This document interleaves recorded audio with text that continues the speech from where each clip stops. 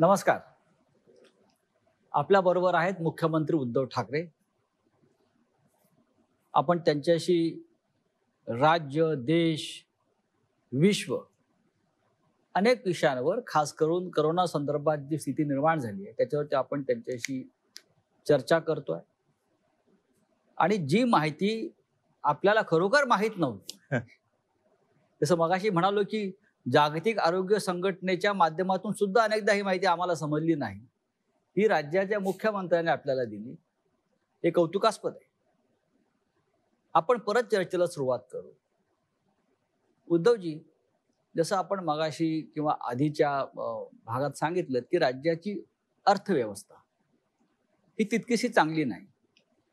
पण हे अर्थव्यवस्थेचं संकट जे आहे हे फक्त आपल्या राज्यापुरतं नाहीये, हे देशावरचं संकट आहे, जगावरती आणि प्रामुख्यानं जगावरचं. अनेक देश तर असे आहेत की तिथे भूकबळी उपासमार होईल अशा प्रकारची अर्थव्यवस्था तिकडे निर्माण झालेली आहे. तरीही महाराष्ट्र एक असं राज्य आहे हे आर्थिकदृष्ट्या, औद्योगिकदृष्ट्या देशात सतत पहिल्या क्रमांकावर राहिलं. कोट्यावधी लोकांना देशातला रोजगार देणारं हे राज्य आहे. जर ह्या राज्याचीच अर्थव्यवस्था अशा प्रकारे डळमळीत झाली तर देश डळमळीत होईल. मी एक सांगतो तुम्हाला, दोन महत्वाचे मुद्दे आहेत. मगाशी ज्याचा मी उल्लेख केला की माननीय पंतप्रधान मध्ये मध्ये व्हिडिओ कॉन्फरन्सिंगच्या माध्यमातून देशातल्या सर्व मुख्यमंत्र्यांशी संवाद साधतात. त्यातल्या पहिल्या किंवा दुसऱ्या संवादात त्यांनी सांगितलं होतं की तुम्ही कोणीही अशी एखादी योजना जाहीर करू नका की जिच्यामुळे भविष्यात आपल्याला अडचण निर्माण होईल. बरं. सवंग लोकप्रियतेच्या अट्टहासापायी उगाच काहीतरी सूट हे दिलं ते दिलं असं जाहीर करू नका, कारण जशी तुमची परिस्थिती आहे तशीच आमची पण आहे, म्हणजे केंद्राची पण आहे. हे सत्यच आहे की जागतिक अडचण आहे. पण ह्या सर्व काळामध्ये मी जे तुम्हाला सांगितलं की आपण सर्व मिळून प्रयत्न तर करतो आहोत. गेल्या महिन्यामध्ये विविध म्हणजे जागतिक दर्जाच्या ज्या काही मोठ्या कंपन्या आहेत त्यांच्यासोबत आपण MOU जे काही सह्या केलेल्या आहेत त्याच्यात किमान 16,000 कोटीची गुंतवणूक ही महाराष्ट्रामध्ये येते. म्हणजे ह्या सगळं रिव्हर्स गिअर टाकलं गेलेलं आहे आणि त्या रिव्हर्स गिअरमध्ये ही गुंतवणूक आपल्याकडे येते. तर असं काही नाही की सगळं काही संपलेलं आहे किंवा सगळं काही संपणार आहे. हा काळ आहे, हा आणीबाणीचा आहे, अटीतटीचा आहे. तो काढणं आपल्याला फार गरजेचं आहे. त्याच्यात एकमेकांना सावरणं हे फार महत्वाचं आहे. उद्योगधंदे हे पुन्हा सुरू होणार आहेत आणि काही ठिकाणी तर आपण 50,000च्या आसपास तर राज्यामध्ये सुरू झालेले आहेत. विशेषतः आपण मुंबई आणि पुणा हा जो काही पट्टा आहे हा दाट लोकवस्तीचा असल्यामुळे इथे याचा प्रादुर्भाव हा मोठा आहे. याचं कारण लोकवस्ती आहे आणि लोकवस्ती आहे म्हणून प्रादुर्भाव आहे. इथे हा महत्वाचा औद्योगिक बेल्ट असल्यामुळे इथे थोडं आपण बंद किंवा लॉकडाऊन हा पाळतो आहोत. पण इतरत्र महाराष्ट्रात हा जेव्हा रेड, ऑरेंज आणि ग्रीन झोन अशी वर्गवारी होती त्यावेळेलाच आपण म्हणजे किमान मे महिन्याच्या मध्यावर किंवा शेवटाला असेल ऑरेंज म्हणजे तेव्हा काय होतं की एखाद्या जिल्ह्यात ठराविक भागातच केसेस आहेत, बाकी मोकळे आहे, तर आपण तिकडे त्यांना मुभा दिली. ग्रीन झोन मध्ये तर काहीच हरकत नाही, तिकडे उद्योगधंदे सुरू झालेले आहेत. आपण जशी आपली सरकारची कामं आहेत, रस्त्याची असतील, धरणाची असतील, कोस्टल रोडचं असेल, ग्रामीण भागात काय असेल, त्याच्यानंतर कापूस खरेदी असेल, दूध सुद्धा असेल, दुधासाठी सुद्धा आपण दूध खरेदी 31 तारखेपर्यंत करतो आहोत. मक्याची आहे, सगळ्याची आहे. ज्यांचं बियाणं बोगस निघालं त्यांना आपण नुकसान भरपाई मिळवून देतो आहोत. हे सगळं आपण करतोय. ह्याच्यात एक महत्वाचा मुद्दा असा म्हणजे आपण हातावर हात ठेवून गप्प नाही बसलेलो. साधारणतः 16,000 कोटीचे MOUs हे आपल्या राज्याने सह्या केलेले आहेत आणि MOU म्हटल्यानंतर ही प्राथमिक अवस्था असते. त्याच्यानंतर पुढची बोलणी आता सुरू आहेत आणि त्याही पलीकडे जाऊन आणखीन काही हजार कोटीचे MOU म्हणजे नवीन गुंतवणूक, नवीन पूर्णपणे. किती विश्वास ठेवता तुम्ही? कारण या आधी उद्योगमंत्री आपलेच होते. सांगतो काही हजार कोटीचे MOU केले होते पण त्यातली इन्व्हेस्टमेंट काही इथे आली नाही केली. ह्याचं कारण का की तुमचा उद्योगमंत्री एकटा असून चालत नाही, तुमचं सरकार. आणि त्या काळात जो मगाशी तुम्ही उल्लेख केला की हे सगळं चालू असताना नोटबंदी आली. अनिश्चितता, धोरणांची अनिश्चितता असेल तर गुंतवणूक येणार नाही. आता आपल्या राज्यामध्ये मी राज्यापुरतं म्हणेन की अनिश्चितता नाही. आपण अनेक काही गोष्टी, सोयी सुविधा ह्या केवळ सगळं काही आपलं गहाण टाकून करतोय अशातला भाग नाही. पण ज्या काही गोष्टी आपण करू शकतो आहोत, मग जमिनीसाठी सुद्धा त्याच्यामध्ये काही नियमांची एक सोपीकरण असेल, इज ऑफ डुईंग बिझनेस ज्याला म्हणतो, ह्या सगळ्या गोष्टी आपण आणतो आहोत आता. आणि हे बघितल्यानंतर मला पूर्ण विश्वास आहे की हे एमओयू केले ते पूर्ण अंमलात आणून देण्याची जबाबदारी ही सरकारची आहे. आणि सरकारने जे वातावरण तयार केलेले आणि करत आहे, जो विश्वास एक लागतो, त्यातून ही गुंतवणूक येईल नक्की. ही गुंतवणूक येत असताना साहजिकच आहे, मग आधी असलेले उद्योगधंदे आहेत त्यांना तर आपण गो अहेड दिलेलं आहे, ते काम चालू करतायत जिथे जिथे लॉकडाऊन नाही तिकडे. दुर्दैवाने किंवा नाईलाजाने जिथे पुन्हा अशी परिस्थिती निर्माण होते तिकडे मात्र पुन्हा आपल्याला बंद करण्याखेरीज तात्पुरता पर्याय नाहीये. तर असं समजण्याचं कारण नाही की सगळं काही संपलंय. मी तसं- अजिबात निराशावादी नाही. नाही, मी नाही, स्वतः निराशावादी आपण नाही असू आणि शकत मी नाही. निराशावादी कोणाला होऊ देणार नाही. नाही, आपल्या नेतृत्वाखाली सकारात्मक कार्य चाललेलं आहे, राज्याला ऊर्जा मिळते आहे, या सगळ्या गोष्टी लोकांनी स्वीकारलेल्या आहेत. बघा, एक शब्द आधीच्या आहे, सरकारने एक शब्द आहे संयम. संयम, आणि जो आपल्या या बाबतीत काय वापरला जातो. सांगतो, आता या शब्दाची सुद्धा गंमत आहे. एखादं अक्षर म्हणजे शिवसेना प्रमुख म्हणायचे की अक्षर जुळून शब्द बनतो आणि त्या शब्दाचे मंत्र होतात. आता शब्दाची ओवी पण होते आणि शब्दाची शिवी पण होते. हो, आता जसं संयम आहे, या संयमातला स काढला तर काय होईल? यम होतो. मग काय पाहिजे तुम्ही ठरवा, संयम पाहिजे का यम पाहिजे? नाही, आपण संयमाचे त्याच्यामुळे तुम्ही कशाला आमंत्रण द्यायचं, संयम ठेवायचा का यम पाहिजे? उद्धव ठाकरे मी हे नुसतं यमक नाही जुळवत आहे. नाही, उद्धव ठाकरे म्हणजे संयम हे समीकरण आहे या देशाच्या राजकारणातलं आणि मी करणार, महाराष्ट्रातलं. माझ्यात आत्मविश्वास आहे, मी करून दाखवणार. होय, पण गेले 5 वर्ष जे सरकार होतं त्या सरकारमध्ये आपणही होता. उद्योग खातं सुद्धा आपल्याकडेच होतं. या काळामध्ये केंद्र असेल, राज्य असेल, startup India, make in India. आणि त्यावेळेला सुद्धा सामन्याने माझ्या मुलाखती घेतलेल्या आहेत. होय त्याच्यामुळे त्या सामन्याच्या मुलाखती वाचा. होय, startup India, make in India, त्यानंतर एमओयू, असे कोणतेही एमओयू शेवटपर्यंत प्रत्यक्ष कृतीमध्ये आले नाही. हे अवलंबून राहतं त्या सरकारच्या धोरणावरती. म्हणजे नुसती उत्सवप्रियता असेल तर काही होणार नाही. मी जे तुम्हाला सांगितलं की आता जे आपले सगळे साथी सोबती महाविकास हो. आघाडीचे सगळे सहकारी आहेत, मग पवार साहेब आहेत, अगदी काँग्रेसचं सुद्धा, किंबहुना सोनियाजी आहेत आणि त्यांची इथली काँग्रेसची लोक आहेत, या सगळ्यांना आता आपल्याला तिघा नाही, जे काही एक अनुभवातून शहाणपण आलेले आहे, ते शहाणपण आपण आता आपल्या कामात दाखवतो आहोत. आणि आतापर्यंत मागे वळून बघताना हो. आपल्याकडनं काय राहून गेलं किंवा एकूणच सरकार, मग मी तिकडे पक्षाची लेबल लावून सरकार बघत नाही. सरकार हे सरकार असतं. या सरकारकडनं काय राहिलं होतं, काय चांगलं झालं होतं, ह्याचा सगळा एक आढावा घेऊन आपण या गोष्टी करतो. आणि ही सुद्धा गोष्ट जी 16,000 कोटीची एमओयूची आहे, ही सुद्धा मी घरात बसून केलेली आहे. हो, आम्ही पाहिलं ते. हे सुद्धा घर बसल्याच केलेलं आहे. मी कुठेही भटकत गेलो नव्हतो की इकडे जा तिकडे जा तिकडे जा, काही नाहीये. आपली जी सिस्टीम आहे, पुन्हा सिस्टीम ही काम करते. सगळेजण, काही लोक त्यांच्या देशातून त्याच्यात सहभागी झाले होते. आपली काही लोक, मी घरात नव्हतो, देसाई साहेब आणि सगळे सहकारी मंत्रालयातून असतील. त्याच्यामध्ये चीनची गुंतवणूक किती आहे? आता ह्याच्यामध्ये एक सांगतो तुम्हाला, चीनच्या गुंतवणुकीबद्दल, चीनची गुंतवणूक किती पेक्षा असावी की नसावी, हा महत्वाचा भाग आहे. हो. आणि हा प्रश्न मी ज्या वेळेला पंतप्रधानांनी चीनच्या समस्येबाबत एक व्हिडिओ कॉन्फरन्स घेतली होती, त्याच्यात विचारलेला होता की तुम्ही देशाचं एक धोरण ठरवा. आपल्याकडे काय होतं की पाकिस्तान बरोबर संबंध जरा ताणले गेले का मग पाकिस्तान मुर्दाबाद, पाकिस्तान बरोबर कोणतेही संबंध नको, त्याच्याबरोबर खेळ नको, क्रीडा नको, हे नको, ते नको. आणि जर ओसरलं सगळं, मग खेळ आणि राजकारण तुम्ही एकत्र आणू नका, कला आणि राजकारण एकत्र आणू नका, हे सगळी बौद्धिक आपण घ्यायची. पण ताणलं जातं तेव्हा आपली भूमिका खबरदार जर टाच मारून यायची असते. मग तो खेळाडू पण नको, कलावंत पण नको, काही उद्योग नको. तसंच चीनच्या बाबतीत तुम्ही एकदा ठरवा, वस्तू तर सोडाच, पण उद्योगधंदे आपण आणायचे की नाही आणायचे हे देशाचं धोरण असलं पाहिजे. राष्ट्रभक्ती ही सगळ्या देशाची सारखी असली पाहिजे. माझी आहे, नसेल आपण ते होल्डवरती ठेवलेलं आहे, नको असेल द्या पाठवून. पण उद्या पुन्हा हिंदी चीनी भाई भाई करून तुम्ही जर का फिरवणार असाल सगळ्या चीनच्या पंतप्रधानांना, तर मग ही संधी घालवायची का? आणि घालवायची असेल तर मग एकदा दिशा ठरवा, आपण जाऊ पुढे. उद्धवजी, आपण जेव्हा मुख्यमंत्री नव्हता तेव्हाही काही प्रकल्पाच्या बाबतीमध्ये आपण स्वतः जातीनं लक्ष घातलं, विशेषतः कोस्टल रोड मुंबईतला. हो. आता सध्याच्या या संपूर्ण संकट काळामध्ये किंवा आर्थिक व्यवस्था आपण जर पाहिली तर कोस्टल रोड होणार आहे की नाही? चालू आहे काम, जोरात चालू आहे. बरं, कोस्टल रोडचं काम कुठेही थांबलेलं नाही. कोस्टल रोडचं काम सुरू आहे. त्याच्यासाठी आपण पैशाचं सुद्धा आयोजन नियोजन करून ठेवलेलं आहे आणि कोस्टल रोडचं काम सुरू आहे. त्यानंतर दुसरा विषय येतो बुलेट ट्रेनचा. बुलेट ट्रेनची गरज नाही असं आपण म्हणाला होता. श्री शरद पवार सुद्धा म्हणाले होते की बुलेट ट्रेनमध्ये आपल्या राज्याला फायदा नसून आपल्या राज्याने याच्यात गुंतवणूक करणं बरोबर नाही. तरीही 60% जमीन संपादन महाराष्ट्रात झालंय आतापर्यंत. त्याच्यामुळे बुलेट ट्रेनचं नक्की भविष्य काय? प्रत्येक गोष्टीला केवळ एकच बाजू नसते, अनेक बाजू असतात. ह्याच्यामध्ये आपण स्थानिक लोकांचा विचार करणं हा फार महत्वाचा आहे.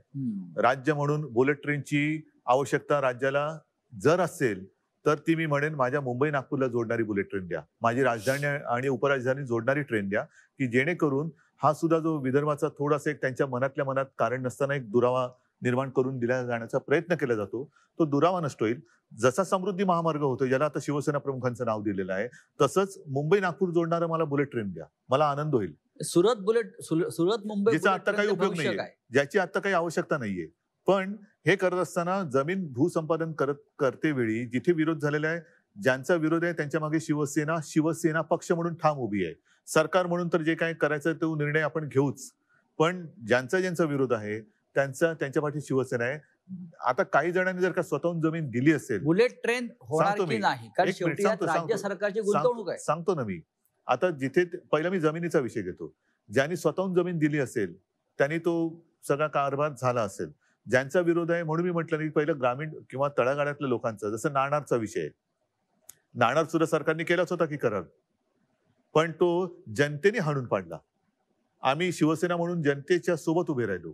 आता सरकार म्हणून मला काय, जर का सगळ्यांना मान्य असेल करू करार, पण जेव्हा हा अंतिम टप्प्यामध्ये आता आपण हे मधले 2-3 महिने आपले ह्याच्यात सगळे कोरोनामध्ये गेले, त्याच्यामुळे सगळे विषय हे मागे पडले, हे सगळे मागे पडले.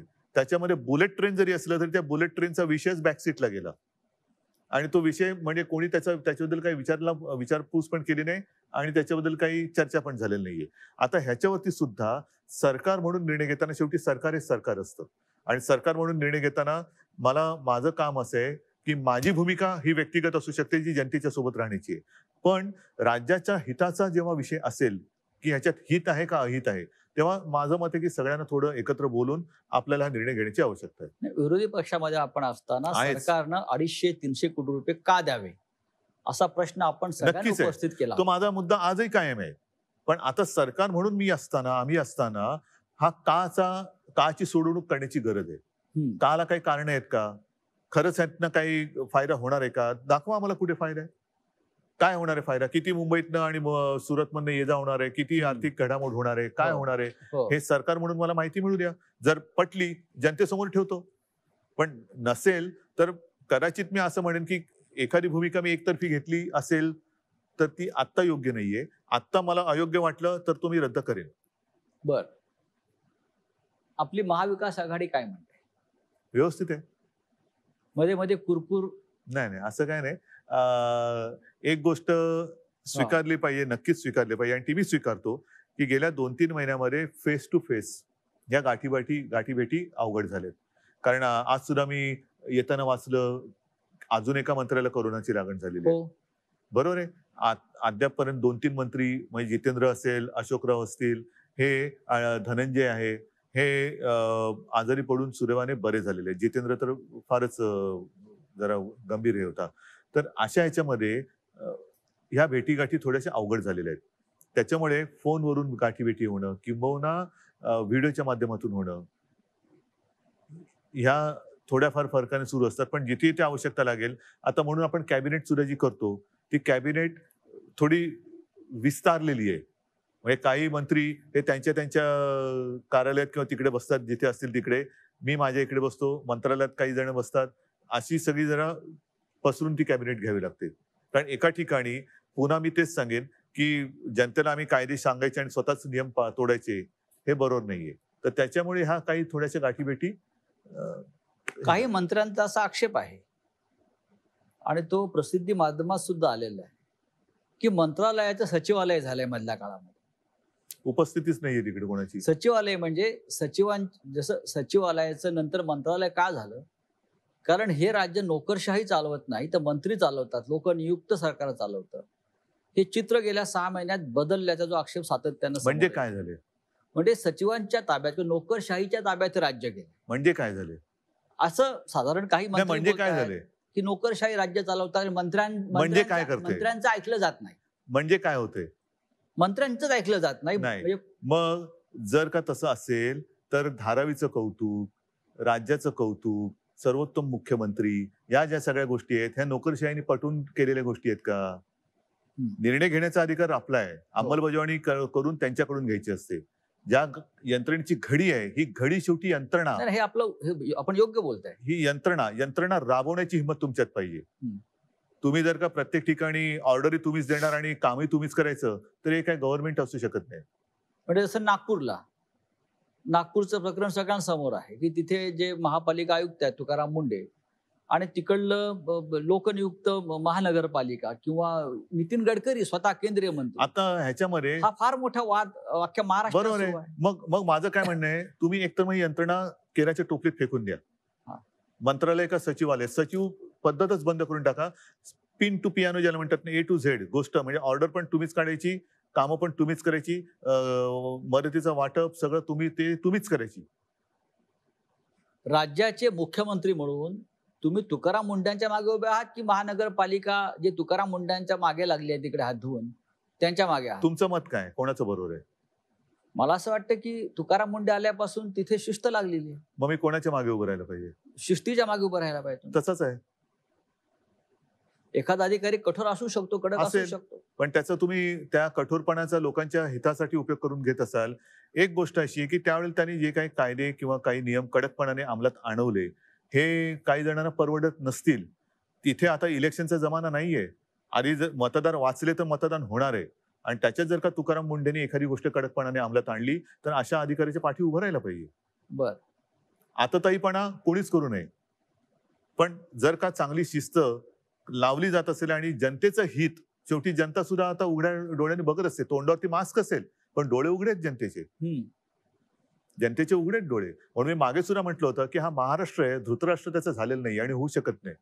आघाडीचं सरकार चालवताना मर्यादा असतात असं मनमोहन सिंग नेहमी म्हणायचे. अटल बिहारी वाजपेयी सुद्धा असंच म्हणत होते. अनेक पक्ष एकत्र असतात, प्रत्येकाची भूमिका वेगळ्या असतात. मनमोहन सिंग सुद्धा एकदा रागाने म्हणाले होते की मी काही निर्णय घेऊ शकत नाही, हे आघाडीचं सरकार आहे, मर्यादा असतात. आपलंही तसं मत आहे का? मनमोहन सिंग यांना प्रशासनाचा अनुभव होता. बरं. त्याच्यामुळे त्यांना मर्यादेचं एक भान होतं. हा. मला प्रशासनाचा अनुभव नाही, त्याच्यामुळे मला मर्यादेचं भान नाही. बरं. हे 3 चाकी सरकार आहे असं म्हणतात, रिक्षा असं विरोधी पक्ष म्हणतात. पण ते गरीबाचं ना, बुलेट ट्रेन हा. का रिक्षा, मी हा. रिक्षा गरीबाच्या मागे उभा राहील. ही 3 चाकी. मग हे माझी भूमिका काही बदलत नाही. म्हणजे हा. कोणी याचा गैरसमज करू नये की मुख्यमंत्री झाल्यावर मी बुलेट ट्रेनच्या मागे उभा राहील. नाही, बरं. मी एवढंच म्हटलेलं आहे, मुख्यमंत्री झाल्यानंतर मी सर्वांगीण जरा विचार करून, जर माझं मत विरोधी पक्षात होतो आणि जेव्हा लोकांच्या सोबत आहे त्याच्यामुळे बुलेट ट्रेन नको हे आहेच. पण आता सुद्धा जर का ते सगळ्यांच्या मताने नको असेल तर ते मी नाही करणार. आणि म्हणून 3 चाकं तर 3 चाकं ती चालतात नाही एका दिशेने. शेवटी केंद्रामध्ये किती चाकं आहेत? हे 3 पक्षाचं सरकार आहे. केंद्रात किती पक्षाचं सरकार आहे? अनेक पक्ष आहेत. नाही, मी जेव्हा गेल्या वेळेला इंडियात गेलो होतो तेव्हा ते 30-35 चाकाची म्हणजे रेल्वे गाडी होती. आता आपलं एक चाक बाजूला गेलंय. आणि शिवाय केंद्रात काही ठिकाणी आणि इतर अपक्ष म्हणजे एक हे पण असते, स्टेपनी पण असते. हो हो. ह्या 3 पक्षामधले जे प्रमुख पक्ष आहेत, शिवसेना आहेच, काँग्रेस आहे, राष्ट्रवादी आहे. काँग्रेसचा असा आक्षेप आहे की मुख्यमंत्री राष्ट्रवादीला झुकतं माप देतात. म्हणजे काय करतात? नाही, तो त्यांचा एक प्रेमळ आक्षेप सुरुवातीला होता. तो गैरसमज मी मध्ये भेटल्यानंतर तो दूर झालेला आहे आणि असं काय तो तीव्र त्याच्यात काही हे नव्हतं. बरं. काही शेवटी असे सगळेच जण निवडणुका लढवून निवडून येत असतात. जनतेच्या काही अपेक्षा त्यांच्याकडनं असतात, म्हणून तर जनता मतं देते. आणि त्या अपेक्षा जर आपण पूर्ण करू शकत नसू असं जर कोणाला वाटत असेल तर तो काय त्यांची ती काही चूक याच्यातला भाग नाहीये. त्या अशा अपेक्षा ह्या व्यक्त करणं हा काही गुन्हा नाहीये.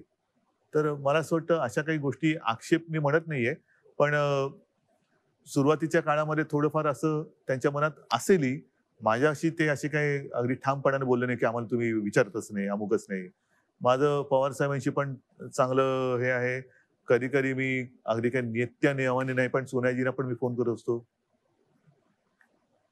शरद पवारांचं किती मार्गदर्शन लाभतं? त्यांना अनुभव राज्य चालवण्याचा भरपूर आहे. त्यांच्या बरोबरच्या भेटी ह्या एक वेगळा अनुभव असतो. बर. ते जेव्हा मला भेटतात तेव्हा असं काही नाही की ते असं काहीतरी काम किंवा काहीतरी असं घेऊन येतात, अजिबात नाही. कधीतरी त्यांचा फोन येतो, उद्या काय करताय? आणि बहुतेक वेळेला उद्या जर का सगळं व्यवस्थित जुळत असेल तर मी आणि त्यांची भेट ही होते. भेटीमध्ये मग त्यांचे काही ते जुने अनुभव सांगत असतात. लातूरला भूकंप झाला तेव्हा त्यांनी काय केलं होतं.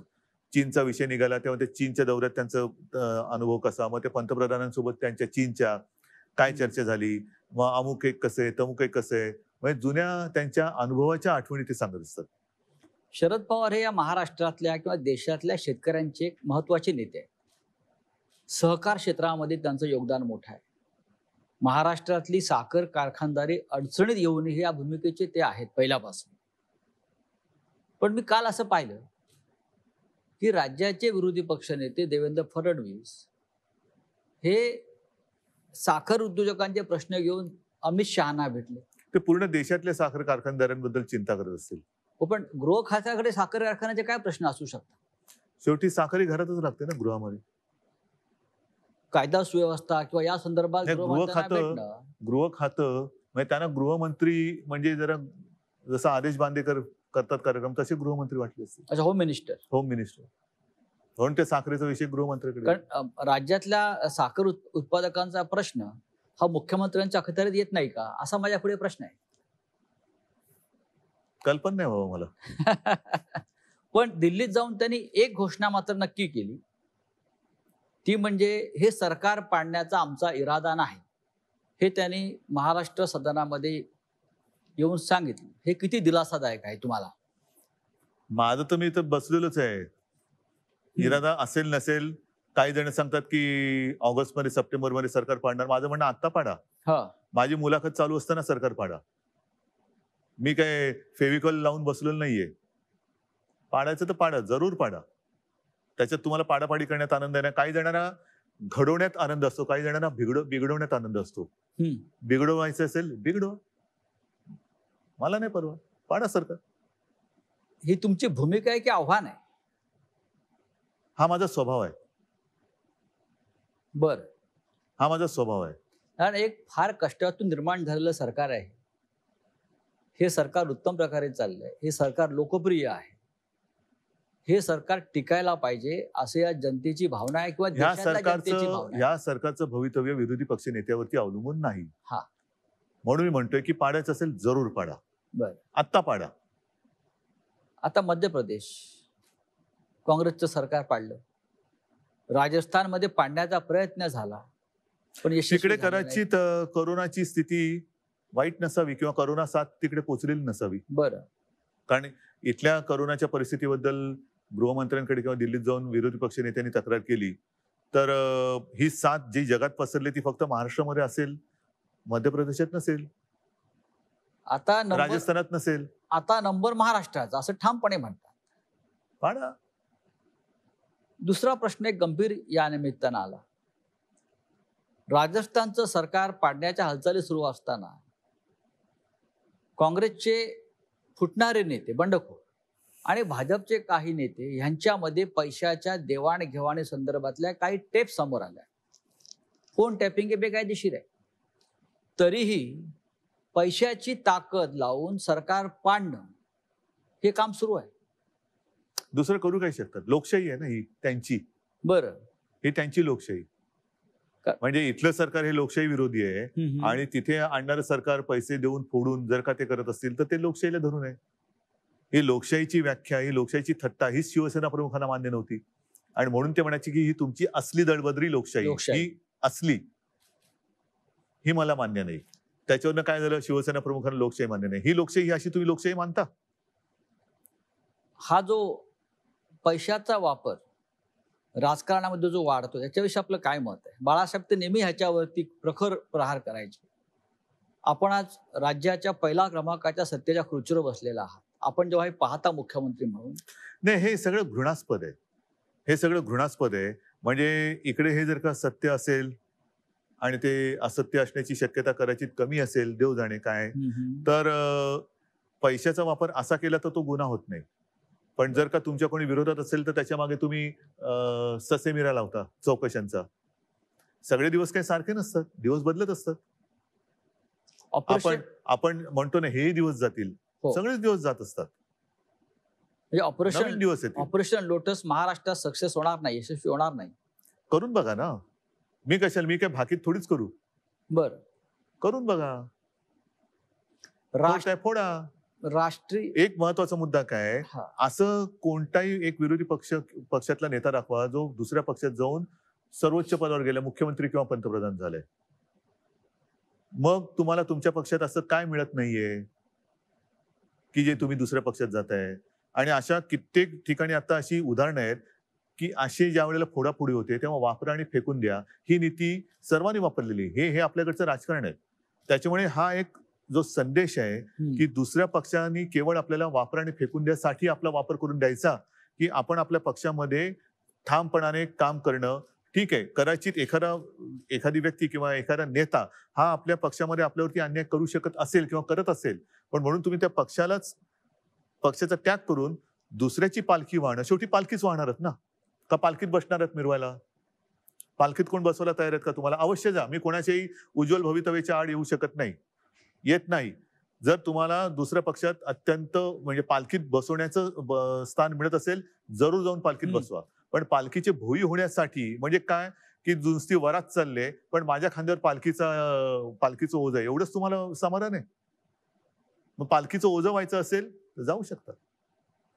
किती असे पक्षांतर केलेले नेते हे दुसऱ्या पक्षात जाऊन मोठे झालेत. एक ठराविक काळ गेल्यानंतर त्यांना सुद्धा बरोबर त्यांचं कारकीर्द ही कापली जाते.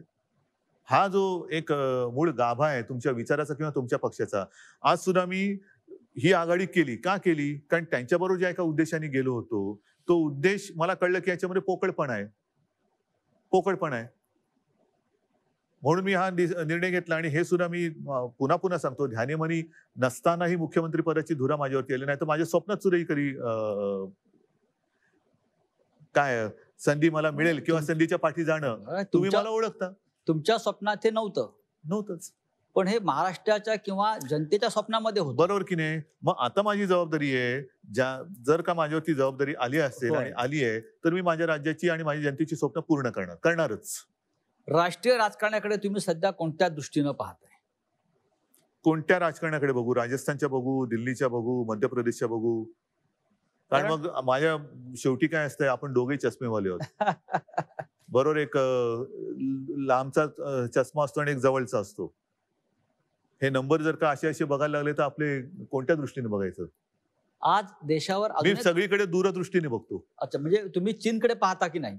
मी सगळीकडे दूरदृष्टीने बघतो. आज चीन जो हिंदुस्थानच्या हद्दीत घुसून आपल्या 20 जवानांची हत्या केली, तुमची नजर तिथपर्यंत गेली की नाही त्या संकटापर्यंत? कारण गेली. काय करू शकतो आपण? महाराष्ट्र हा नेहमी, सह्याद्री हा नेहमी हिमालयाकडे पाहतो, जातो, मदत करतो, ही आपली परंपरा आहे. मान्य. पण ही परंपरा आपण पाळत असताना आपण काय करू शकतो का खरंच? आणि करण्याची आपली इच्छा आहेच का? नाहीतर मी मगाशी म्हटलं तसं की चीनी गुंतवणूक मला काही त्याचं मोठं आकर्षण नाहीये, पण आपण ती नाकारू, आपण ती आता होल्डवर ठेवलेली आहे. तुम्ही आधी सांगा की हे चीन बद्दलचं तुमचं जे काही आताचं जे आहे नातं, चांगलं वाईट, हे किती काळ टिकणार आहे? आता तुम्हाला चीन नको आहे, पण कालांतराने पुन्हा हिंदी चीनी भाई भाई होणार नाही का? जसं मी पाकिस्तान बद्दल बोललो की पाकिस्तानने आपल्याकडे घुसखोरी केली, तर आता पाकिस्तान बरोबरचे सगळे संबंध तोडा, काहीच नको त्याच्यामध्ये. आणि मग थोड्या दिवसानंतर मग क्रिकेट मॅच येऊ द्या, चालेल.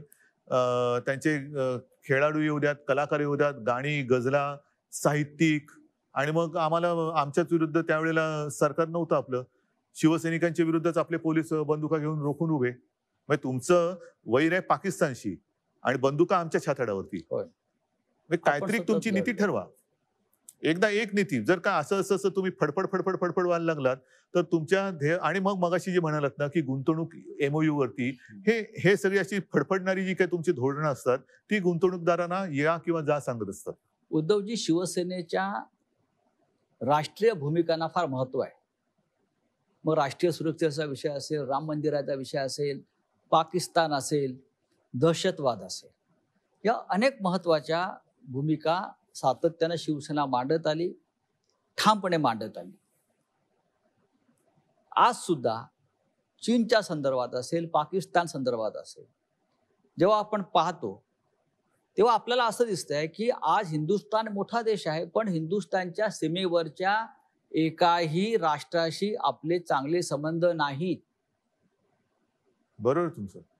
तर आपण एक राज्याचे मुख्यमंत्री म्हणून, शिवसेनेचे प्रमुख म्हणून या धोरणाकडे आपण कशा प्रकारे पाहता की मी आपल्या शेजाऱ्यांशीच आपले मी संबंध चांगले मी नाही? मी असं कधी म्हणणार नाही की तुम्ही आम्हाला सांगा आमचे शिवसैनिक सरहद्दीवरती जाऊन लढतील म्हणून. असं काही जण म्हणतात, तसं मी कधी म्हणणार बरं. नाही.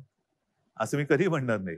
परंतु शेवटी प्रत्येकावरती काही ना काहीतरी जबाबदारी असते. हो, आज महाराष्ट्राच्या मुख्यमंत्री पदाची जबाबदारी माझ्यावर आहे. होय, देशाच्या पंतप्रधान पदाची जबाबदारी नरेंद्रभाईंवरती आहे, मोदीजींवरती आहे.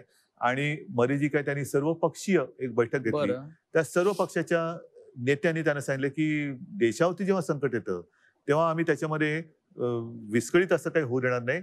तुम्ही व्हा पुढे, आम्ही संपूर्ण एक दिल्याने तुमच्या सोबत आहोत. आणि त्याच बैठकीत मी सांगितलं होतं की एक धोरण ठरवा, काय करायचं, नेमकं वागायचं कसं. कारण त्याच्यामध्ये बऱ्याच मुख्यमंत्र्यांनी आपापली मतं मांडली. मी सगळ्यात शेवटी होतो बोलणारा. माझ्या आधी जवळपास सगळे बोलून झाले हो. होते. आणि त्याच्यामध्ये बहुतेकांनी ही हा, एक अपेक्षा व्यक्त केली होती की चीनच्या मालावरती बहिष्कार टाका, भगवान की मूर्ती चीन से आ रही है, हा, हे बंद करा, ते बंद करा, अमुक बंद करा, तमुक बंद करा. आता हे ठीक आहे, ते बंद केल्यानंतर आपण चीनच्या ऍप वरती बंदी घातली, चीनची ऍप आपण App. बंद केली. हो. आता आपण असं म्हणायचं का टिकटॉक, टिकटॉक हा आपण चीनला आपटला का? नाही. जर आपटला असेल तर आपटणार कधी? म्हणजे नुसती ऍप बंद करून चीनला जर धडा शिकवत असू तर आनंदाची गोष्ट आहे. उद्धवजी, राम मंदिर हा आपल्या जिव्हाळ्याचा विषय. नक्कीच. शिवसेनेनं राम मंदिराचा मार्ग मोकळा केला, हे इतिहास सांगतो. त्या राम मंदिराच्या संदर्भात आपण सुद्धा अयोध्येला गेलेला आहात, मुख्यमंत्री नसताना आणि आणि मुख्यमंत्री मुख्यमंत्री झाल्यावर झाल्यावर पण. सुद्धा. म्हणजे आपण आपल्या भूमिकेमध्ये कोणताही बदल केलेला नाही. भूमिपूजन 5 ऑगस्टला होईल अशी तारीख जाहीर झालेली आहे. आपण त्या भूमिपूजनाला जाणार का? नुसतं हो किंवा नाही हा हा, हा मुद्दा मी माझ्या व्यक्ती म्हणून काही सांगू शकेन. बरं.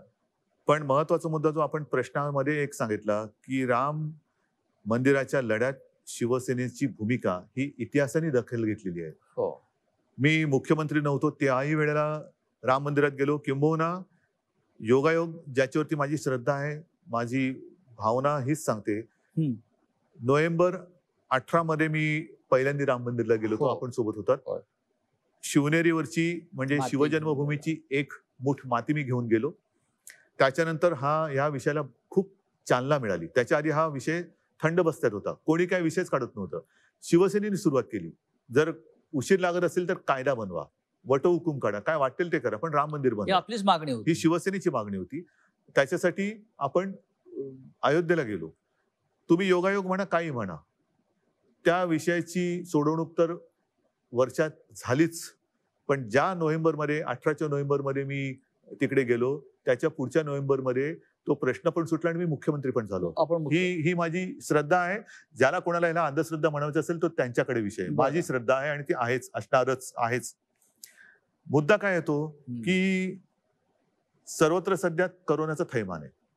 मी ठीक आहे, मी म्हणेन मी जाणारच, मला काही बिघडत नाही. मी मुख्यमंत्री आहे आणि बरं. नव्हतो तेव्हा सुद्धा हो. मला तिथे मानपान सगळं मिळालं. हो, ती हो. शिवसेना प्रमुखांचा आणि माझा मुलगा हो, म्हणून ती हो. पुण्य माझ्याकडे आहेच. आता तर मुख्यमंत्री आहे, मला बंदोबस्त मिळेल, मी व्यवस्थित जाईन, मी पूजा अर्चा करून किंवा त्या कार्यक्रमात सहभागी होऊन परत येईन. पण हे मंदिर हे सर्वसामान्य मंदिर नाहीये. एखाद्या गावात जरी मंदिर बनवायचं झालं तरी गावकरी जल्लोषात एकत्र येतात. हो. कारण त्या गावासाठी ते राम मंदिर असतं अयोध्येसारखं. जे अनेक लोक अयोध्येला जाऊ शकत नाही त्यांच्यासाठी त्या गावाचं मंदिर हे महत्वाचं असतं. अनेक सभा समारंभ किंवा लग्न किंवा इतर काही गोष्टी त्या मंदिरातल्या देवाच्या साक्षीने होतात गावामध्ये. मग हा राम मंदिराचा मुद्दा आहे, ज्याला एका लढ्याची पार्श्वभूमी आहे, एक विचित्र पार्श्वभूमी आहे, ज्याच्यावरती बाबरांनी आक्रमण करून ते पाडून मशीद बांधली होती, त्याच्यात पुन्हा आता आपण मंदिर उभं करतोय. हा पूर्ण केवळ हजारो लोकांचे प्राण गेलेत. हिंदुस्थानातल्या हिंदूंचा नाही, जागतिक कुतूहलाचा विषय आहे. आज आपल्याकडे कोरोनाचं संकट असताना सर्व मंदिरांमध्ये जाण्या येण्याला बंदी आहे. मी जाऊन येईन, पण लाखो राम भक्त जे तिकडे उपस्थित राहू इच्छित असतील, त्यांचं तुम्ही काय करणार? त्यांना तुम्ही अडवणार का? त्यांना येऊ देणार आणि त्यांच्यामध्ये कळत नकळत कोरोनाचा प्रसार होऊ देणार? कारण हा आनंदाचा क्षण आहे. आणि नाही तर तुम्ही व्हिडिओ कॉन्फरन्सवरनं ई उद्घाटन, ई भूमिपूजन करू शकता. आपल्याला आठवत असेल की आपण मुख्यमंत्री म्हणून जेव्हा गेलात तेव्हा शरयूच्या तीरावरती आपल्याला आरती करण्यापासून थांबवलं, कारण करोनाचा प्रसार होता. तिथं सुरुवात होती. आपण सगळी तयारी केली होती बरोबर आहे. आरतीची. आणि त्याच्या आधी जेव्हा गेलो होतो तेव्हा शरयूचा काठ कसा होता? भव्य आपण केलं होतं. म्हणजे खच्चून गर्दी होती. हो. म्हणजे हालचाल करायला जागा नव्हती. एवढं होय. सगळं तो त्या विषयाला भावनेने जोडली गेलेली माणसं आहेत. ह्या लोकांना तुम्ही थांबवणार कसे? माझं येणं जाणं मी करीन. मी तर मुख्यमंत्री म्हटल्यानंतर जाऊन येईन. अजूनही अधिकृत काही तारीख आलेली नाहीये. अधिकृत तारीख आलेली नसली तरी अधिकृत कार्यक्रम कसा असेल कल्पना नाहीये. आल्यानंतर तो कार्यक्रम आल्यानंतर आपण ते ठरवू. पण लाखो लोकांची जी भावना आहे की तिकडे उपस्थित राहावं, त्यांना तुम्ही कसं अडवणार? कारण तिकडे तो शरयूचा काठच महत्वाचा आहे. ज्या वेळेला हे सगळं चाललं होतं तेव्हा शरयू सुद्धा लाल झाली होती, शरयू लाल राम भक्ताच्या रक्ताने. होय. अशा लाखो लोकांच्या, करोडो लोकांच्या भावना त्याच्याशी निगडीत आहेत. आजही तुम्ही त्या विषयाशी भावनेनं बांधलेला आहेच. कारण मला स्वतःला, मी 2 ते 3 वेळा अयोध्येला गेलो, पण तुम्हाला मी मनापासून सांगतो, मी अंधश्रद्धाळू नाही. माझे आजोबा, माझे वडील, आजोबांची मतं ही मला चांगली माहिती आहेत. आजोबा माझे नास्तिक नव्हते. त्यांची देवावरती श्रद्धा ही होतीच, पण ते त्याचबरोबरीने माझे वडील पण अंधश्रद्धाळू नव्हते. अंधश्रद्धा वेगळी आहे, नास्तिकपणा वेगळा आहे आणि आस्तिकपणा वेगळा आहे, श्रद्धा वेगळी आहे. श्रद्धा आणि अंधश्रद्धामध्ये एक पुसटची लाईन आहे, ती फार महत्वाची आहे. आणि त्या एका भावनेतनं मी सांगतो, मी ज्या वेळेला, मी आतापर्यंत मला वाटतं 3 वेळा आपण गेलो. 3 वेळा गेलो. तिन्ही वेळेला मी जेव्हा त्या राम मंदिराच्या समोर, राम मंदिर आता ते रामाचं हे काय आपण बघितलं, आता भव्य दिव्य ते होईल, पण तो जो एक गाभारा आहे त्याच्या समोर उभा राहिल्यानंतर मला जो काही एक अनुभव आला, तो अनुभव मला आला, इतरांना आला असेलच, मी नाही म्हणत नाहीये. उद्धवजी, त्याच्यामुळे ह्याच्याबद्दल कोणी या विषयावरती माझ्याशी कोणी वाद घालू नये किंवा कोणी मला शिकवू नये. उद्धवजी, शिवसेना म्हणजे गर्दी. हा गेल्या 50-55 वर्षाचा अनुभव. शिवसेना प्रमुख म्हणजे गर्दीचा महासागर. आपण सुद्धा शिवसेना पक्षप्रमुख झाल्यावरती सतत गर्दीत राहिलात. शिवसेनेनं हाक मारली की हजारो लाखो लोक रस्त्यावरती उतरतात, लाखोंच्या सभा आपण करतो. पण या नवीन स्थितीमध्ये आपण गर्दीपासून लांब झालो किंवा गर्दी ओसरली. शिवसेनेचा कालचा वर्धापन दिन सुद्धा आपण गर्दीशिवाय केला. गर्दी होती, पण ती ई गर्दी. हे राजकारण कसं काय पुढे जाणार? नाही, अवघड आहे. आणि आता मी तुम्हाला म्हटलं ना की शिवसेना प्रमुखांची आठवण येते, ती ज्या वेळेला असे काही विजयोत्सव व्हायचे, हो, शिवसेना प्रमुखांचा वाढदिवस असायचा, हो ना, त्या अखेरच्या ह्याच्यामध्ये ते खाली येत नसत आणि त्यांचे फोटो आहेत खिडकीतून हात करताना. ज्या वेळेला खाली गर्दी व्हायची आणि घोषणा व्हायच्या, त्यावेळेला ते उठून बाहेर यायचे खिडकीत आणि हात करायचे. आणि मी त्यांना सांगण्याचा प्रयत्न करायचो की तुम्ही सारखं हे नका करू. मला म्हणायचे, हे माझं टॉनिक आहे, माझ्या तब्येतीची चिंता करू नको, हे माझं टॉनिक आहे. हे एवढं महत्व शिवसैनिक आणि आमचं नाते आहे. आमच्या नात्याचं ते यथार्थ वर्णन आहे, शिवसैनिक आणि आमचं. आता ह्या टॉनिकचं काय करणार आपण? आता ते टॉनिक मिळवायचं तर आहेच. कोणत्याही परिस्थितीत मी टॉनिक नाही सोडणार. बरं, लॉकडाऊनच्या काळात आपल्या प्रधानमंत्र्यांनी एक मंत्र दिला, आत्मनिर्भर होण्याचा. चांगला मंत्र आहे की आत्मनिर्भर व्हायला पाहिजे. तुम्ही याकडे कसा बघता? एक प्रश्न आहे राज्याचे मुख्यमंत्री म्हणून. तुमच्या कारकिर्दीमध्ये तुम्ही महाराष्ट्र आत्मनिर्भर कसा करणार? आता शब्दाचे अनेक पैलू आहेत, शब्दाचे अनेक अर्थ असतात, अर्थाचे अनर्थ असू शकतात. हा. मी आत्मनिर्भर म्हणजे एक हो. गोष्ट तुम्हाला सांगतो, की सरकार म्हणून मी सुरुवातीला सांगितलं होतं, की तुम्ही खबरदारी घ्या, मी जबाबदारी घेतो. बरं. ह्याच्यामध्येच हे आत्मनिर्भरता मी अशी बघतो. हम्म. तुम्ही खबरदारी म्हणजे काय? जे मी तुम्हाला सगळं आधी बौद्धिक दिलं, कोरोनासोबत कसं जगायचं, ती खबरदारी तुम्ही घ्या. आरोग्य सुविधा वाढवण्याची आणि उपचाराची जबाबदारी आम्ही घेऊ. बरं. बाकीच्या ज्या काही बिघडलेल्या रुळावरनं घसरलेल्या गाड्या असतील, आर्थिक हो. असेल, काही असेल, त्या रुळावर आणण्याची जबाबदारी आम्ही घेतो. पण एकदा का माझी जनता ही खबरदारीने जगायला लागली आणि हा व्हायरस असताना सुद्धा आपण त्याला थोपवू शकलो, तर मी म्हणेन त्याला खबरदारी म्हणा, आत्मनिर्भरता म्हणा आणि त्या पलीकडे जाऊन असं काय होणार नाहीये की 7 असल्यानंतर कोण आजारीच पडणार नाही. कारण ही शेवटी एका फ्ल्यूचा हा प्रकार आहे. बरं. फ्ल्यू हा होत जात असतोच. आतापर्यंत हा व्हायरस येण्याच्या आधी 6-7 प्रकार आपल्या देशात होतेच. त्यातला हा पुढचा एक प्रकार आलेला आहे. म्हणून त्याला तो 19 मध्ये आला म्हणजे कोविड-19 म्हणतात. 19. हा एखाद्या फॅमिलीतल्या किंवा कॅटेगरीतला आणखीन थोडासा सुधारित दुर्दैवाने असं म्हणावं लागेल प्रकार आहे. तर तो असला तरी त्याचा मुकाबला किंवा त्याला तोंड देणं ह्याच्यासाठी सर्वसाधारण बाहेर हिंडताना फिरताना जगताना कसं जगायचं हे एकदा आपण अंगवळणी पाडणं, ह्याला मी आत्मनिर्भर म्हणेन, खबरदारी घ्या म्हणेन.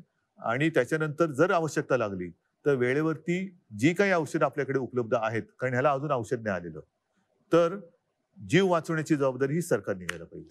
उद्धवजी, हे झालं सरकार, प्रशासन, शासकीय नेतृत्व. पण शेवटी आपले पंचप्राण शिवसेना आहेत. अनेक वर्ष आपण शिवसेनेचं काम करतो. आपण नेते आहेत, प्रमुख मार्गदर्शक आहात. शिवसेना प्रमुखाने आपल्याला एक वाट आखून दिल्या, त्या वाटेवरनं आपण जात आहोत. सातत्यानं आपण असं म्हणत आलो की 100% शिवसेना. काही काळापर्यंत आपण 2 पक्षांबरोबर होतो, म्हणजे एकाच पक्षाबरोबर आपली युती होती, 2 पक्षाचे सरकार होतं. आज आपण 3 पक्षांबरोबर आहोत. पण मुख्यमंत्री होत. आपण मुख्यमंत्री आहोत आणि वेगळ्या वेगळ्या विचाराचे पक्ष आहेत. संपूर्ण महाराष्ट्र शिवसेना आपल्याला पसरवायची आहे, आत्मनिर्भर शिवसेना करायची आहे. हे आपलं स्वप्न कायम आहे का? आत्मनिर्भर शिवसेना असं म्हणतोय मी. विरोधी पक्षाचं काम तुम्ही करते की काय? हो, मी काय विरोधी पक्षात असतो असा आरोप आहे माझ्यावर. आता कुठे गाडी रुळावरती येते, रिक्षा आमची व्यवस्थित चालायला लागलेली आहे, स्टेरिंग माझ्या हातात आहे, पाठी दोघं बसलेले आहेत. कारण आणि श्री शरद एक सांगतो तुम्हाला, सत्तेमध्ये एका पक्षाचं सरकार ह्याच्यासारखं मोठं स्वप्न नाहीये. बरं. पण हे स्वप्न तुमचं व्यक्तिगत स्वप्न असेल तर त्याला हो. काडीचाही उपयोग नाहीये, काडीची किंमत नाहीये. कारण त्या स्वप्नामध्ये जनतेची स्वप्न जोपर्यंत येत नाही तोपर्यंत एका हाती सरकार येत नाही.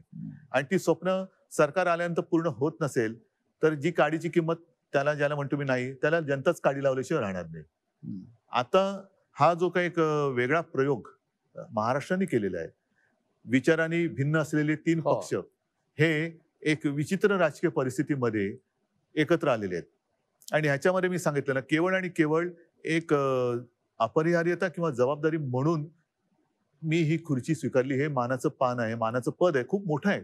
पण जे माझं स्वप्न कधी नव्हतं ते मी स्वीकारलेलं आहे. आता ते स्वीकारल्यानंतर आपण जो आता अर्थसंकल्प मांडला, हा पहिला अर्थसंकल्प मांडला काय आणि तेच अधिवेशन गुंडाळावं लागलं काय? आता त्याच्यात ज्या काही गोष्टी आपण जाहीर केलेल्या आहेत त्या जनतेच्या हितासाठी आजपर्यंत कदाचित त्यातल्या गोष्टी अशाही आहेत की ज्या आजपर्यंत कोणी केल्या पण नाहीयेत आणि विचार पण केला नव्हता. तर ती एक माझी आता जबाबदारी, ती पार पाडणं. हे करताना मी माझ्या कामाची सुरुवात तर केलेली होतीच आणि ती मी आजही करतोय.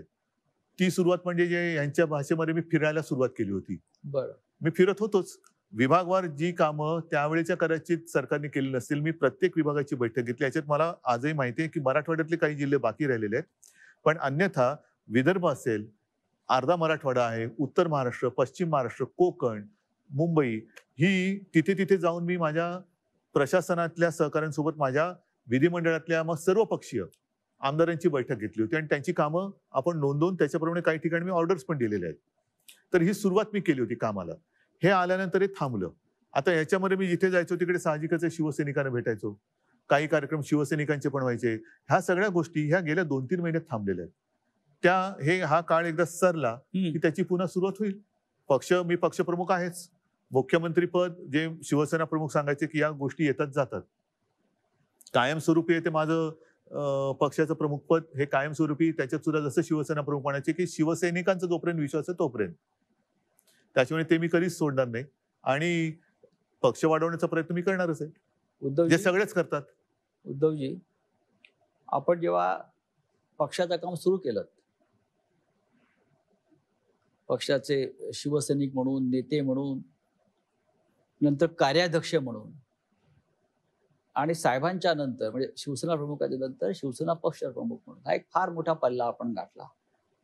राज्याला मुख्यमंत्री आपण मिळवून दिला. म्हणजे पक्ष सत्तेवरती आहे. आपण जेव्हा मला आठवते आपण जेव्हा कार्य सुरू केलं तेव्हा आपण शिवसेनेचे युवा नेते होता. आपला उल्लेख हा शिवसेनेचे युवा नेते म्हणून करत होता. आता आपण 60मध्ये पदार्पण करतो. येस. म्हणजे पण आता आपण 60 नाही योगायोग आहे की 60व्या वर्षी मी मुख्यमंत्री जरी असलो तरी असं नाही याजच 60 केला होता 88 असं नाहीये. हो. हा योगायोग आहे.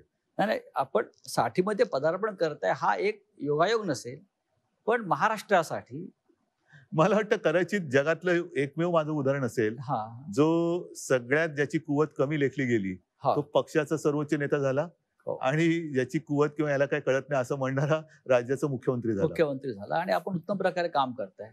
राज्याच्या जनतेचे आपल्याला आशीर्वाद आहे, ते महत्त्वाचे. म्हणजे युवा नेते मी आपण आजही तुम्हाला अत्यंत प्रामाणिकपणाने सांगतो, मी माझी आज देखील सही आपला नम्र म्हणूनच करतो. ही शिकवण बाळासाहेबांची आपल्याला सगळ्यांना आहे. कारण हे बाळासाहेबांची पद्धत आहे आणि माझ्या आजोबांची पद्धत, माझ्या म्हणजे बाळासाहेबांची ही पद्धत. ह्या गोष्टी येतात जातात. जनतेशी आपण कायम नम्रतेने वागलं पाहिजे. कारण कधी कुठेही गेलो, मी मुख्यमंत्री असो वा नसो, मी आणि बाळासाहेबांचा मुलगा म्हणून मी कुठेही कधी गेलो तरी लोक मला हसून माझं स्वागत करतात, प्रेमाने आदरातिथ्य करतात, या बसा म्हणतात. हे जे काय आहे ना, ही कमाई ही पूर्वजांच्या पुण्याची कमाई आहे. माझं कर्तृत्व शून्य आहे. उद्धवजी जसं बघा युवा नेते होता आपण आणि आपण आज 60त प्रवेश करताय म्हणजे आपण सिनियर सिटीजन झालात असं मी म्हणतो. आता मला बसचा प्रवास फुकट मिळणार. म्हणजे आपल्या निमित्ताने इतरांना मिळेल. कसं तुम्ही पण मी आज बसमध्ये एक पाऊल टाकलं असेल तरी तुम्ही पाऊल टाकायच्या तयारीत आहे. तुमच्याबरोबरच आहे मी. मला सांगा की हा प्रवास जो आहे युवा नेता ते शिवसेनेचे आता ज्येष्ठ नेते किंवा हा प्रवास जो आहे ना 60 हा प्रवास आता आपण असं म्हणतो मागे वळून बघताना हा फार महत्वाचा टप्पा आहे 60 आहे. पण हा प्रवास आता असं वाटतं की हा बुलेट ट्रेनच्या वेगाने झाला. बरं आपल्याला इकडे तिकडे बघायलाच मिळालं नाही. या सगळ्या काळामध्ये मी अत्यंत प्रामाणिकपणाने सांगतो, असं काही जण जे म्हणतात ते खरं आहे की माझं एक क्षेत्र नाही, माझं एक खरंच क्षेत्र नाही. मी मूळचा कलाकार ते करताना केवळ आणि केवळ शिवसेना प्रमुखांना म्हणजे माझ्या वडिलांना एक काहीतरी सहकार्य व्हावं आपल्या परीने, काहीतरी खारीचा वाटा, त्या निमित्ताने मी सुरुवात केली. माझी सुरुवातीचं पहिलं पाऊल होतं ते सामना. कारण तेव्हा मी बघत होतो, हे सगळं सांगून झालंय, रिपीट करण्याची काही आवश्यकता नाहीये. पण शिवसेना प्रमुखानंतर वेळ उसंत नव्हती. कारण तेव्हा आत्तासारखी साधनं नव्हती, हेलिकॉप्टर नव्हती, विमानं नव्हती. कुठेही जायचं झालं तरी गाडीने प्रवास करावा लागत होता. त्याच्यात सुद्धा एअर कंडिशन गाडीत असणं ही फार मोठी लक्झरी होती. अनेक शिवसेनेचे नेते कार्यकर्ते हे तेव्हा देखील आणि आज सुद्धा काही अंशी मी बघतोय एसटीतनं फिरतात. आणि तेव्हा फिरायचे अगदी वामनराव महाडिक असतील, दत्ताजी असतील, त्यांच्यासोबतचे काही कार्यकर्ते जे आहेत त्यांचं कर्तृत्व फार मोठं आहे. त्यांनी त्यावेळेला ह्या सगळ्या खस्ता खात शिवसेना पसरवली, बीज पेरली, ती बीज रुजवली आणि त्याला आलेले जे काही अंकुर आहेत ते मी आज बघतोय. म्हणजे जसं कोकणामध्ये म्हणतात पूर्वी, आता त्याच्यात सुद्धा प्रकार आले की नारळाचं झाड आजोबाने लावलं तर नातवाला फळ मिळतं. आज त्यांनी लावलेल्या झाडाची फळं ही आपण चाखतो आहोत. त्याच्यामुळे त्यांचं कर्तृत्व आणि त्यांचं योगदान हे फार मोठं आहे. माझं ह्याच्यामध्ये खरंच काही कर्तृत्व नाही. केवळ आणि केवळ मी ह्याच्यामध्ये मनापासून इन्व्हॉल्व्ह झालो. जसं तुम्ही मगाशी सांगितलं की करोनावरती डॉक्टरेट आहे की काय, नाही असं नाहीये. कोणती जबाबदारी स्वीकारली तर ती पूर्णपणाने प्राणपणाने पार पडायची. त्याची सामनाची असेल, मग एक संघटनेमध्ये ज्याला म्हणतो आपण शिस्त आणणं असेल किंवा एक यंत्रणा उभी करणं असेल, ह्यातनं मी हळूहळू हळूहळू पुढे करत करत करत, किंबहुना हाही माझा तुम्हाला अनुभव सांगितलेला आहे की सुरुवातीला मी भाषणच करत नव्हतो. हो. म्हणजे मला भाषण करता तेव्हाही माझं म्हणणं की येत नव्हतं, आताही माझं म्हणणं मला येत नाही. आणि आधी तर मला असं झालेलं की एका ठिकाणी तरी जोर जबरदस्तीने मला बोलवलं आणि तेव्हा मी ठरवलं की भाषण करायचंच, कारण लोकांना कळू दे मला काही येत नाही. मी भाषण आधी लिहिलं, पाठ करून गेलो, माईक समोर उभं राहिल्यावर मला भाषणच आठवेना. आणि तेव्हा मला जे सुचलं ते मी बोललो आणि त्याही भाषणाला टाळ्या मिळाल्या. आणि असंच माझं भाषण करत करत मी इथपर्यंत आलो. आज म्हणजे अनुभव एखाद्या गोष्टीचा तुम्हाला असायलाच पाहिजे असं नाहीये. तुम्हाला हृदयात आणि एक अंतःकरणात तळमळ पाहिजे. म्हणूनच तळमळ महत्वाची आहे. म्हणून आपण जेव्हा मुख्यमंत्री झाला तेव्हा संपूर्ण महाराष्ट्रानं टाळ्या वाजवून स्वागत केलं आपलं. येस, कारण तळमळ पाहिजे. त्या तळमळीने मी काम करतो. आपण सगळ्यांनी महाराष्ट्राचे मुख्यमंत्री उद्धव ठाकरे यांच्याशी हा दिलखुलास संवाद आपण ऐकला. मुख्यमंत्र्यांनी अत्यंत मनमोकळेपणाने आपल्याशी चर्चा केली. मुळात ते मुख्यमंत्री बोलतात असं आपल्याला वाटत नव्हतं. ते आपल्या घरातलेच एक तसंच आहे सदस्य मी. आहेत, कुटुंबातले शेवटी कोणीतरी मुख्यमंत्री म्हणजे काय मित्र आहेत, त्याला काय मुलगा शिंग आहे, फुटतात. वडील आहेत, भाऊ असंच वाटत होतं. आणि महाराष्ट्राला त्यांचं हेच रूप जास्त आवडतंय. उद्धवजी, आपण आलात, खूप मोकळेपणानं बोललात, चर्चा केलीत, याबद्दल धन्यवाद. जय महाराष्ट्र. धन्यवाद सगळ्यांना. जय हिंद, जय महाराष्ट्र.